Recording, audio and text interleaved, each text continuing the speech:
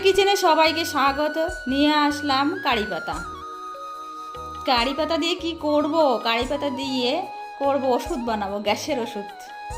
না না, আসলে বানাবো পকোড়া। নিয়ে নিচ্ছি বাঁধাকপি, কারি পাতা, বেসন, একটু চালের গুঁড়ো। তারপরে দিয়ে দিব পেঁয়াজ, লঙ্কা, আদা রসুন বাটা, লবণ, হলুদ দিয়ে ভালো করে নেড়ে চেড়ে কিছুক্ষণ রাখবো। আবার দিয়ে দিব একটু শুকনো লঙ্কার গুঁড়ো আর একটু গরম মশলার গুঁড়ো, নইলে ফ্লেভারটা আবার ভালো আসবে না। এদিকে তো ফুস করে জ্বালাই দিলাম গ্যাসটাকে, ঘপ ঘপ করে তেলটা গরম হয়ে গেল। দিয়ে দিলাম সাইজ মতো কয়টা পকোড়া বানায় সেরে তেলটাতে।